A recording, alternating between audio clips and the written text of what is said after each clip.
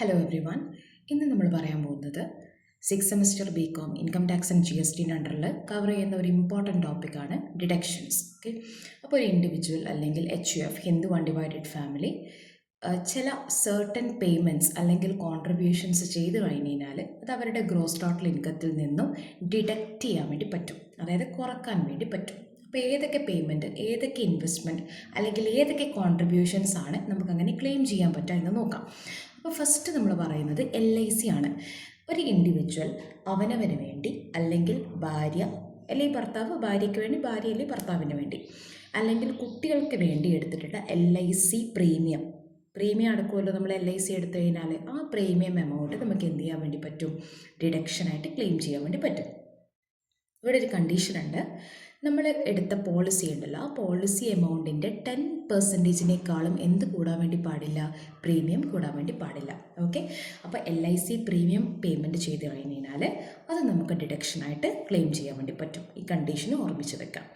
Next പറയുന്നത് annuity ഫണ്ടിലേക്കുള്ള payment ആണ്. Annuity fund എന്ന് പറഞ്ഞു കഴിഞ്ഞാൽ നമ്മുടെ LICയിൽ നമ്മളൊരു ഫിക്സഡ് എമൗണ്ട് അടക്കുന്നു. മെച്യൂരിറ്റി എത്തിക്കഴിഞ്ഞാൽ അതൊരു പെൻഷൻ പോലെ മന്ത്ലി ഇൻകമായിട്ട് നമുക്ക് റിസീവ് ചെയ്യാൻ വേണ്ടി പറ്റും. അതാണ് ആനുവിറ്റി ഫണ്ട്. അപ്പോൾ ആനുവിറ്റി ഫണ്ടിലേക്ക് നമ്മൾ പേയ്മെൻറ്റ് ചെയ്യുമ്പോഴും അത് സെൽഫ്, സ്പൗസ്, ചൈൽഡ് നമ്മൾ പേയ്മെൻറ്റ് ചെയ്യുമ്പോൾ അത് നമുക്ക് ഡിഡക്ഷനായിട്ട് ക്ലെയിം ചെയ്യാം. നെക്സ്റ്റ് പറയുന്നത് ഡിഫേർഡ് ആനുവിറ്റി ഫണ്ടാണ്. ആനുവിറ്റി ഫണ്ടും ഡിഫേർഡ് ആനുവിറ്റി ഫണ്ടും രണ്ടും സെയിം ആണ്. ബട്ട് ഡിഫറൻസ് വരുന്നത് ആനുവിറ്റി ഫണ്ട് മെച്യൂരിറ്റി എത്തിക്കഴിഞ്ഞാൽ ഇമ്മീഡിയറ്റ്ലി തന്നെ നമുക്ക് മന്ത്ലി ഇൻകം റിസീവ് ചെയ്യാൻ വേണ്ടി തുടങ്ങും. പക്ഷേ ഡിഫേർഡ് ആനുവിറ്റി ഫണ്ടിൽ നമ്മൾ മെച്യൂരിറ്റി എത്തിക്കഴിഞ്ഞാൽ കുറച്ച് ഫ്യൂച്ചർ പീരീഡിന് ശേഷം മാത്രമേ നമുക്ക് എന്ത് കിട്ടും? മന്ത്ലി ഇൻകം റിസീവ് ചെയ്ത് കിട്ടും. ഓക്കെ, രണ്ടും തമ്മിലുള്ള വ്യത്യാസം, ഒന്ന് ഇമ്മീഡിയറ്റ്ലി തന്നെ നമുക്ക് മന്ത്ലി ഇൻകം റിസീവ് ചെയ്യാൻ തുടങ്ങും, ഡിഫേർഡിൽ കുറച്ച് സമയം കഴിയും.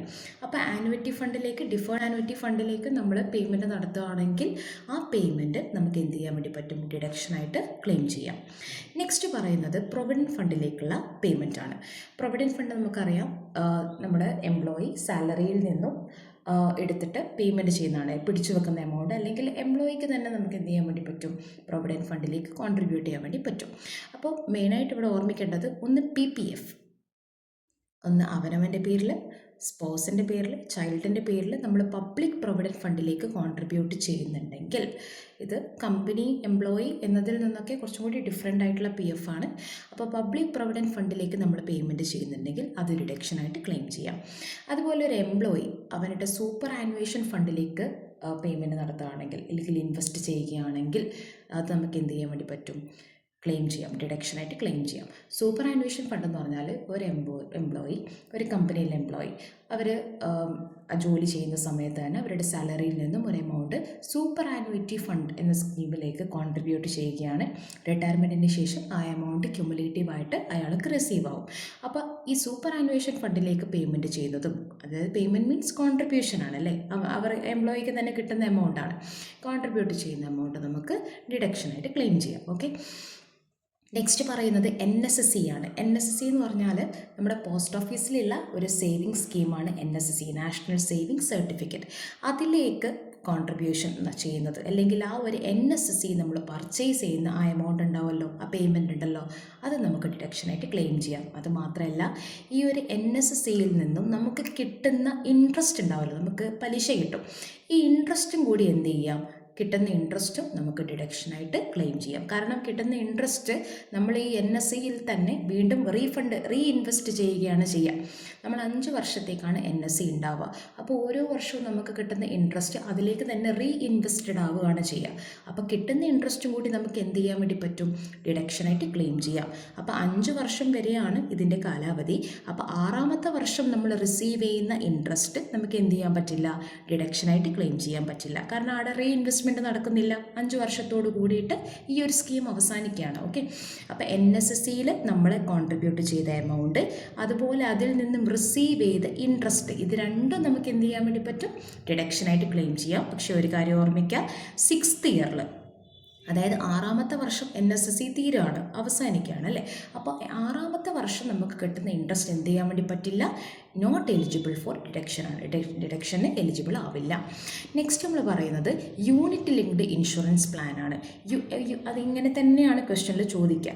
യൂണിറ്റ് ലിങ്ക്ഡ് ഇൻഷുറൻസ് പ്ലാനിലേക്ക് നമ്മൾ കോൺട്രിബ്യൂട്ട് ചെയ്താൽ, അതും സെൽഫ്, സ്പൗസ്, ചൈൽഡിന് വേണ്ടി കോൺട്രിബ്യൂട്ട് ചെയ്താൽ അത് നമുക്ക് ഡിഡക്ഷനായിട്ട് കാണിക്കാൻ വേണ്ടി പറ്റും. നെക്സ്റ്റ് പറയുന്നത് unit linked insurance plan of LIC mutual fund. LIC mutual ഫണ്ടിലേക്കുള്ള ഇൻവെസ്റ്റ്മെൻറ്റും നമുക്ക് എന്ത് ചെയ്യാൻ വേണ്ടി പറ്റും, ഡിഡക്ഷനിൽ കാണിക്കാൻ വേണ്ടി പറ്റും. നെക്സ്റ്റ് പറയുന്നത് നമ്മുടെ LIC റിലേറ്റഡ് ആയിട്ടുള്ള എല്ലാ കാര്യങ്ങളും നമുക്ക് ഡിഡക്ഷനിലായിട്ട് കാണിക്കുക കേട്ടോ. ഓക്കെ. പിന്നെ നെക്സ്റ്റ് പറയുന്നത് നാഷണൽ ഹൗസിംഗ് ബാങ്കിൻ്റെ അണ്ടറിൽ വരുന്ന ഏതെങ്കിലും ഗവൺമെൻറ് നോട്ടിഫൈഡ് ഡെപ്പോസിറ്റ് സ്കീമിൽ നമ്മൾ ഇൻവെസ്റ്റ് ചെയ്തിട്ടുണ്ടെങ്കിൽ അതും ഡിഡക്ഷനായിട്ട് കാണിക്കാം. ഒന്നുകൂടി ഓർമ്മിക്കാം, NHB നാഷണൽ ഹൗസിംഗ് ബാങ്കിൻ്റെ അണ്ടറിലുള്ള ഏതെങ്കിലും ഗവൺമെൻറ് നോട്ടിഫൈഡ് ആയിട്ടുള്ള ഡെപ്പോസിറ്റ് സ്കീമിൽ നമ്മൾ പർച്ചേസ് ചെയ്യുകയാണെങ്കിൽ, ആ ഒരു സ്കീമിൽ നമ്മൾ ഇൻവെസ്റ്റ്മെൻറ്റ് ചെയ്യുകയാണെങ്കിൽ അതും ഡിഡക്ഷനായിട്ട് ക്ലെയിം ചെയ്യാം. നെക്സ്റ്റ് പറയുന്നത് നമ്മുടെ റെസിഡൻഷ്യൽ പേർപ്പസിന് വേണ്ടി, നമുക്ക് താമസിക്കാൻ വേണ്ടി നമ്മളൊരു വീട് കൺസ്ട്രക്റ്റ് ചെയ്യുകയാണ്. ആ കൺസ്ട്രക്റ്റ് ചെയ്യുന്നതിന് വേണ്ടി നമ്മൾ ലോങ് ടേം ഫിനാൻസ് എടുക്കുകയാണെങ്കിൽ, ലോണൊക്കെ എടുക്കുകയാണെങ്കിൽ, ഓക്കെ, ആ ഒരു സ്കീമിലേക്ക് നമ്മൾ കോൺട്രിബ്യൂട്ട് ചെയ്യുകയാണെങ്കിൽ, നമ്മളിപ്പോൾ നേരത്തെ പറഞ്ഞല്ലോ NHB എന്ന് പറഞ്ഞല്ലോ, NHBയുടെ അണ്ടറിൽ നമ്മളൊരു ഹൗസിംഗ് ലോണ് നമ്മൾ എന്ത് ചെയ്യുകയാണ്, ആ ഒരു സ്കീമിൽ, ഹൗസിംഗ് ലോണിന് വേണ്ടിയിട്ടുള്ള സ്കീമിൽ നമ്മൾ സബ്സ്ക്രൈബ് ചെയ്യുകയാണ്, നമ്മൾ പർച്ചേസ് ചെയ്യുകയാണെങ്കിൽ നമുക്ക് എന്ത് ചെയ്യാൻ വേണ്ടി പറ്റും, ആ ഒരു എമൗണ്ട് റെസിഡൻഷ്യൽ പർപ്പസിനായിരിക്കണം, ആ ഒരു എമൗണ്ട് കൂടി നമുക്ക് എന്ത് ചെയ്യാൻ വേണ്ടി പറ്റും, ഡിഡക്ഷനായിട്ട് ക്ലെയിം ചെയ്യാം. പിന്നെ പറയുന്നത് ട്യൂഷൻ ഫീസാണ്. അതായത് നമ്മുടെ കുട്ടികൾക്ക് യൂണിവേഴ്സിറ്റിയിലേക്കോ കോളേജിലേക്കോ സ്കൂളുകളിലേക്കോ മറ്റ് എഡ്യൂക്കേഷണൽ ഇൻസ്റ്റിറ്റ്യൂഷൻ സിറ്റുവേറ്റഡ് ഇൻ ഇന്ത്യയിൽ സിറ്റുവേറ്റ് ചെയ്തിട്ടുള്ള എഡ്യൂക്കേഷൻ ഇൻസ്റ്റിറ്റ്യൂഷനിൽ കുട്ടികളുടെ ട്യൂഷൻ ഫീസ് നമ്മൾ പേ ചെയ്യുകയാണെങ്കിൽ ആ പേയ്മെൻറ്റ് കൂടി നമുക്ക് എന്ത് ചെയ്യാൻ വേണ്ടി പറ്റും, ഡിഡക്ഷനായിട്ട് ക്ലെയിം ചെയ്യാം. ഇവിടെ ഓർമ്മിക്കുക, മാക്സിമം 2 കുട്ടികളുടെ ട്യൂഷൻ ഫീസ് മാത്രമേ നമുക്ക് ഡിഡക്ഷന് എലിജിബിൾ ആവൂ. പിന്നെ പറയുന്നത് റെസിഡൻഷ്യൽ ഹൗസ് പ്രോപ്പർട്ടിക്ക് വേണ്ടിയിട്ട് നമ്മൾ ലോൺ എടുത്തിട്ടുണ്ടെന്ന് വിചാരിക്കാം. ഓക്കെ, അപ്പോൾ ആ ഒരു കൺസ്ട്രക്ഷന് വേണ്ടി അല്ലെങ്കിൽ പർച്ചേസിന് വേണ്ടി നമ്മൾ പേ ചെയ്ത എമൗണ്ട് ഉണ്ടാവുമല്ലോ, ആ ലോണിൻ്റെ പ്രിൻസിപ്പൽ എമൗണ്ട്, ലോൺ എടുത്ത എമൗണ്ട് നമ്മൾ റീപേയ്മെൻറ്റ് ചെയ്തു എന്ന് വിചാരിക്കാം. ഓക്കെ, നമ്മൾ താമസിക്കാൻ വേണ്ടിയിട്ടുള്ള വീടിന് വേണ്ടി ലോൺ എടുത്തു, ആ ലോൺ നമ്മൾ റീപേ ചെയ്തു, വീണ്ടും തിരിച്ചടക്കുകയാണെങ്കിൽ ആ എമൗണ്ട് നമുക്ക് എന്ത് ചെയ്യാൻ വേണ്ടി പറ്റും, ക്ലെയിം ചെയ്യാം. ഓക്കെ, ഡിഡക്ഷന് വേണ്ടിയിട്ട് ക്ലെയിം ചെയ്യാം. ഓക്കെ, അപ്പോൾ ഇതൊക്കെ അതിൽ വരുന്ന കുറച്ച് കാര്യങ്ങളാണ്. അപ്പോൾ അതൊന്നും നമുക്ക് അത്ര ഇമ്പോർട്ടൻ്റ് ആയിട്ട് നോക്കേണ്ടതില്ല, ജസ്റ്റ് ഇത് മാത്രം ഓർമ്മിക്കുക. Repayment of loan for the purchase and construction of residential house property. താമസിക്കാൻ വേണ്ടിയിട്ടുള്ള വീടിന് നമ്മൾ ലോൺ എടുത്തു, ആ ലോൺ നമ്മുടെ റീപേയ്മെൻറ്റ് ചെയ്യുകയാണെങ്കിൽ ആ റീപേയ്മെൻറ്റ് ഓഫ് ഹൗസിംഗ് ലോൺ നമുക്ക് എന്ത് ചെയ്യാൻ വേണ്ടി പറ്റും, ഡിഡക്ഷനായിട്ട് ക്ലെയിം ചെയ്യാം. ഓക്കെ, നെക്സ്റ്റ് പറയുന്നത് നമ്മുടെ subscription to equity shares or debentures of public company. ഒരു പബ്ലിക് കമ്പനിയുടെ ഡിബഞ്ചറോ ഇക്വിറ്റി ഷെയറോ നമ്മൾ പർച്ചേസ് ചെയ്തിട്ടുണ്ടെങ്കിൽ, സബ്സ്ക്രൈബ് ചെയ്തിട്ടുണ്ടെങ്കിൽ ആ എമൗണ്ട് നമുക്ക് ഡിഡക്ഷനായിട്ട് ക്ലെയിം ചെയ്യാൻ വേണ്ടി പറ്റും. പിന്നെ പറയുന്നത് subscription to any unit of mutual fund. Mutual ഫണ്ടിൻ്റെ ഏതെങ്കിലും യൂണിറ്റ് നമ്മൾ വാങ്ങുകയാണെങ്കിൽ, സബ്സ്ക്രൈബ് ചെയ്യുകയാണെങ്കിൽ അത് നമുക്ക് ഡിഡക്ഷനായിട്ട് ക്ലെയിം ചെയ്യാം. പിന്നെ പറയുന്നത് ഷെഡ്യൂൾഡ് ബാങ്കിലെ ഫിക്സഡ് ഡെപ്പോസിറ്റ്, ടേം ഡെപ്പോസിറ്റ് ഉണ്ടാവുമല്ലോ, അതായത് 5 വർഷത്തിൽ കുറയാതെയുള്ള ടേം ഡെപ്പോസിറ്റിലേക്ക് നമ്മൾ പേ ചെയ്ത എമൗണ്ട് നമുക്ക് എന്ത് ചെയ്യാൻ വേണ്ടി പറ്റും, ഡിഡക്ഷനായിട്ട് ക്ലെയിം ചെയ്യാൻ വേണ്ടി പറ്റും. ഓക്കെ, അതുപോലെ നബാർഡ് ഇഷ്യൂ ചെയ്തിട്ടുള്ള ബോണ്ടുകൾ നമ്മൾ വാങ്ങിച്ചിട്ടുണ്ടെങ്കിൽ, നബാർഡ് എന്ന് പറഞ്ഞു കഴിഞ്ഞാൽ national bank for agriculture and rural development. അപ്പോൾ നബാർഡിൻ്റെ കീഴിൽ ഇഷ്യൂ ചെയ്തിട്ടുള്ള ബോണ്ടുകൾ നമ്മൾ വാങ്ങിയിട്ടുണ്ടെങ്കിൽ ആ എമൗണ്ട് നമുക്ക് എന്ത് ചെയ്യാം, ഡിഡക്ഷനായിട്ട് ക്ലെയിം ചെയ്യാം. അതുപോലെ നമ്മുടെ post office time deposit account, അതിൽ 5 വർഷം ഡ്യൂറേഷൻ മെച്യൂരിറ്റി വരുന്ന time deposit, post office time ഡെപ്പോസിറ്റിലേക്ക് നമ്മൾ ഡെപ്പോസിറ്റ് ചെയ്തിട്ടുണ്ടെങ്കിൽ ആ എമൗണ്ട് നമുക്ക് ക്ലെയിം ചെയ്യാൻ വേണ്ടി പറ്റും.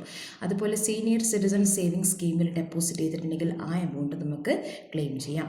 അതുപോലെ സുകന്യ സമൃദ്ധി അക്കൗണ്ട്, അതുപോലെ government employee to NPS national pension സ്കീമിലേക്ക് ഡെപ്പോസിറ്റ് ചെയ്ത എമൗണ്ട്, ഇതൊക്കെ നമുക്ക് ഡിഡക്ഷനായിട്ട് ക്ലെയിം ചെയ്യാൻ വേണ്ടി പറ്റും. അപ്പോൾ ഒരു കാര്യം ഓർമ്മിക്കുക, ഇത്രയും കാര്യങ്ങളൊക്കെ ATC അണ്ടറിൽ കവർ ചെയ്യുന്നുണ്ടെങ്കിലും ഒരു ഇൻഡിവിജ്വലിന് മാക്സിമം ക്ലെയിം ചെയ്യാൻ പറ്റിയ എമൗണ്ട് എന്ന് പറയുന്നത് 1,50,000 ആണ്. ഓക്കെ, ATCൻ്റെ അണ്ടറിൽ നമുക്ക് ക്ലെയിം ചെയ്യാൻ പറ്റിയ മാക്സിമം എമൗണ്ട് എന്ന് പറയുന്നത് എത്രയാണ്, 1,50,000. ഇനി ഈ ഒരു SSC നാഷണൽ പെൻഷൻ സ്കീമിലേക്കും കൂടി കോൺട്രിബ്യൂട്ട് ചെയ്യുന്നുണ്ടെങ്കിൽ ഓക്കെ. അപ്പോൾ ഇയാളുടെ മാക്സിമം ലിമിറ്റ് എത്രയായി മാറും? 2 ലക്ഷമായിട്ട് മാറും. ഒരു അഡീഷണൽ 50,000 കൂടി നമുക്ക് എന്ത് ചെയ്യാൻ വേണ്ടി പറ്റും? ഡിഡക്ഷൻ ക്ലെയിം ചെയ്യാൻ വേണ്ടി പറ്റും. അപ്പോൾ ഓർമ്മിക്കാം, ATCൻ്റെ അണ്ടറിൽ 1,50,000 ആണ് maximum limit of claiming deduction.